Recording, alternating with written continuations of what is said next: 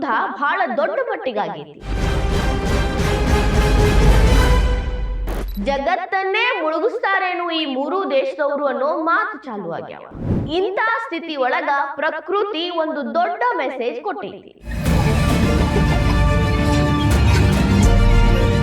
ಸಾವಿರಾರು ಸಂಖ್ಯೆ ಒಳಗ ಕಾಗೆಗಳು ಆ ದೇಶದ ಮೇಲೆ ಹಾರಾಡಕತ್ತಾವ, ವಿನಾಶದ ದಾರಿ ತೋರ್ಸಾಕತ್ತಾವು ಅಂತಾರು ಅಲ್ಲಿನ ಮಂದಿ. ಈ ಕಾಗಿ ನೋಡಿ ಒಂದ ವಾರದಾಗ ಮುಗಿತೈತಿ ಅನ್ಕೊಂಡಿದ್ದ ಅಮೆರಿಕ, ಇಸ್ರೇಲ್, ಇರಾನ್ ವಾರ 1 ತಿಂಗಳು ಕಳೆದ್ರು ಮುಗಿವಲ್ತು. ದಿನದಿಂದ ದಿನಕ್ಕ ಯುದ್ಧ ಹೆಚ್ಚಾಗತೈತಿ ಹೊರತು ಕಡಿಮೆ ಆಗವಲ್ತು.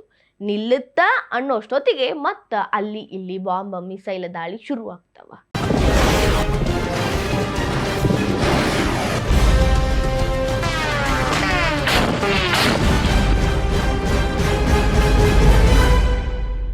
ಇಂಥ ಸಂದರ್ಭದಾಗ ಪ್ರಕೃತಿ ಇನ್ನೊಂದು ಸೂಚನೆ ಕೊಟ್ಟೈತಿ.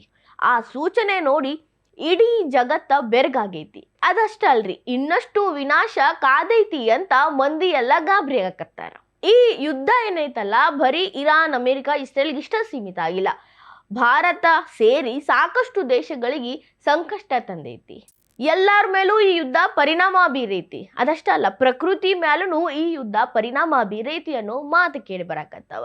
ಯಾಕೆ ಈ ರೀತಿ ಮಾತಾಡಕತ್ತಾರು ಅಂತದ್ದೇನಾಯ್ತು ಅಂದ್ರ, ಇಸ್ರೇಲ್ನ ಟೆಲ್ ಅವೀವಿ ನಗರದ ಮ್ಯಾಲ ಒಮ್ಮಿಂದೊಮ್ಮೆ ಆಕಾಶದಾಗ ಸಾವಿರಾರು ಕಾಗೆಗಳು ಪ್ರತ್ಯಕ್ಷ ಆಗ್ಯಾವ. ಪ್ರತ್ಯಕ್ಷ ಆಗಿದ್ದ ಕಾಗೆಗಳು ಕಿರ್ಚಾಡಕತ್ತಾವ ಅಂದ್ರ ಕೂಗಾಕತ್ತಾವ. ಕರ್ಕಶ ದನಿ ಒಳಗ ಕೂಗೋದ್ರ ಜೊತೆ ಒಂದಕ್ಕೊಂದು ಹಾರಾಡಿ ಹಾರಾಡಿ ಮಂದಿ ಎಲ್ಲಾರ್ಗಿ ಗಾಬರಿ ಹುಡ್ಸ್ಯಾವ.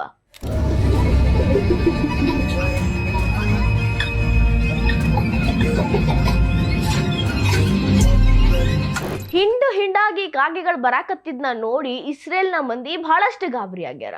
ಮೊದಲೇ ಯುದ್ಧ ಶುರುವಾಗೈತಿ, ಒಂದು ಯುದ್ಧ ನಿಲ್ಲಷ್ಟೊತ್ತಿಗೆ ಇನ್ನೊಂದು ಯುದ್ಧ ನಮ್ಮ ದೇಶದ ಜೋಡಿ ಚಾಲು ಆಗಕತ್ತಾವ. ಇಂತಹ ಸಂದರ್ಭದಾಗ ಈ ಕಾಗೆಗಳು ಏನು ಸೂಚನೆ ಹೊತ್ತು ಬಂದಾವ? ಈ ಕಾಗೆಗಳು ನಮಗ ವಿನಾಶದ ದಾರಿ ತೋರ್ಸಾಕತ್ತಾವೇನು ಅಥವಾ ವಿನಾಶದ ಮುನ್ಸೂಚನೆ ಕೊಡಾಕತ್ತಾವೇನು? ಮೊದಲೇ ಮಂದಿ ತಲಿ ಒಳಗ 1, 2 ಎಷ್ಟು ಯೋಚನೆ ಇರ್ತಾವ. ಇಂಥ ಯುದ್ಧದ ಸಂದರ್ಭದಾಗ ಅವರ ಮನಸ್ಥಿತಿ ಹೆಂಗಿರ್ತೈತೆ ಅಂತ ಗೊತ್ತೈತಿ ನಿಮಗ. ಅವ್ರಿಗೆ ಈ ಕಾಗಿ ಹೆಂಗ್ ಕಾಣಕತ್ತಾವ ಅಂದ್ರ, ಒಬ್ಬರ ತಲೆಯಾಗ 1 ಬಂದ್ರ ಇನ್ನೊಬ್ಬರ ತಲೆಯಾಗ 10 ಬರ್ತಾವ. ಹಂಗೆ ಅವ್ರಿಗೆ ಬೇಕಾದ ರೀತಿ ಒಳಗ ಇದನ್ನ ನೋಡಾಕತ್ತಾರ. ಅಲ್ಲಿನ ವಿಜ್ಞಾನಿಗಳು ಅದು ಎಷ್ಟೇ ಹೇಳಿದ್ರು ಅವ್ರ ತಲೆಯೊಳಗೆ ಹೋಗ್ವಲ್ತು. ವಿಜ್ಞಾನಿಗಳು ಹೇಳೋ ಪ್ರಕಾರ ಟೆಲ್ ಅವೀವಿ ಅಂದ್ರೆ ಇಸ್ರೇಲ್ನ ಮೇಲಿಂದ ಸಾಕಷ್ಟು ಪಕ್ಷಿಗಳು ಹೋಗ್ತಾವ. ಬರೀ ಕಾಗೆ ಅಲ್ಲ, ಸಾವಿರಾರು ಬಗೆಯ ಪಕ್ಷಿಗಳು ಅಲ್ಲಿಂದ ಹೋಗ್ತಾವ. ಗೂಡು ಕಟ್ಕೊಳಕ ಬೇರೆ ಕಡೆ ವಲಸೆ ಹೋಗ್ತಾವ ಅಥವಾ ಓಡಾಡೋದು ಬಹಳ ಕಾಮನ್ ಐತಿ. ಭೂಮಿ ಏನ್ ಜಗತ್ತೈತಲ್ಲ ಪ್ರಾಣಿ ಪಕ್ಷಿಗಳಿಗೂ ಸಮಾನವಾಗೈತಿ, ಅವು ಹಾರಾಡ್ಯಾವ. ಅದ್ರಾಗ ನೀವು ಭಯಾನಕತೆ, ಮುನ್ಸೂಚನೆ, ವಿನಾಶ ಏನು ಅನ್ಕೊಬಿಡ್ರಿ, ಇಟ್ಸ್ ವೆರಿ ನಾರ್ಮಲ್ ಅಂತ ಹೇಳ್ಯಾರ. ಆದ್ರೂ ಮಂದಿಗೆ ಮನಸ್ಸೊಳಗೆ ಒಂದು ನಂಬಿಕೆ ಹುಟ್ಟಿಬಿಟ್ಟೈತಿ. ಅದಕ್ಕೆ ಮೂಢನಂಬಿಕೆ ಅನ್ಬೇಕೋ ಅಥವಾ ನಿಜವಾಗ್ಲೂ ಅವ್ರು ನಂಬಕತ್ತಿರೋದೋ ಖರೆ ಅನ್ಬೇಕೋ ಗೊತ್ತಿಲ್ಲ. ಬಟ್ ಈ ಕಾಗಿ ಇಸ್ರೇಲ್ ಮಂದಿಗೆ ಬಹಳಷ್ಟು ಭಯ ಹುಟ್ಸ್ಯಾವ. ಬರೀ ಇಸ್ರೇಲ್ ಅಷ್ಟಲ್ರಿ, ಜಗತ್ತಿನಾಗ ಎಲ್ಲಾ ಮಂದಿನೂ ಇದು ಜಗತ್ತ ನಾಶ ಆಗಾಕ ಬಂದಿರುವಂತ ಕಾಗಿ ಇರ್ಬೇಕೇನು ಅಂತ ಇನ್ನು ಭಯ ಪಡಾಕತ್ತಾರ. ಕಾಗಿಗಳು ಈಗ ಬಂದು ಹಿಂಗ್ ಮಾಡ್ಯಾವು ಅಂತೇನಿಲ್ರಿ. ಪ್ರಾಚೀನ ಕಾಲದಿಂದಲೂ ಇದನ್ನ ಜನ ನಂಬುತ್ತಾರ. ಬಹಳಷ್ಟು ಕಾಗಿಗಳ ಗುಂಪು ಬಂದ್ರ ಅಪಶಕುನ ಅನ್ನೋ ಮಾತುಗಳು ಅದಾವ. ಮಂದಿ ಮೂಢನಂಬಿಕೆ ಹೋಗ್ಸಾಕ ವಿಜ್ಞಾನಿಗಳು 500ಕ್ಕಿಂತ ಜಾಸ್ತಿ ಒಟ್ಟಿಗೆ ಹೋಗ್ತಾವ, 1000ಕ್ಕಿಂತ ಜಾಸ್ತಿ ಒಟ್ಟಿಗೆ ಹೋಗ್ತಾವ. ಕಾಗೆಗಳು ಹಿಂಡಾಗೆ ಹೋಗ್ತಾವ. ಹೆದರ್ಕೋಬೇಡ್ರಿ ಅಂದ್ರೂ ಅಲ್ಲಿ ನಡೆಯಾಕತ್ತಿರೋ ದೃಶ್ಯ, ಬರಾಕತ್ತಿರೋ ಬಾಂಬು, ಮಿಸೈಲು, ಇಲ್ಲಿ ಕಾಗಿ ಕಾಣಿಸಿರೋದು ಅವ್ರಿಗೆ ಭಯ ಹುಡ್ಸೈತಿ. ಈ ಕಾಗೆಗಳು ಬರೀ ಕೂಗೋದು, ಕರ್ಕಶ ಮಾಡೋದಲ್ಲ, ಇಸ್ರೇಲ್ ಫ್ಲಾಗ್ ಅನ್ನ ತೆಗೆದು ಹರಿದಾಕೋ ಅಂತ ವಿಡಿಯೋಗಳು ವೈರಲ್ ಆಕತ್ತಾವ.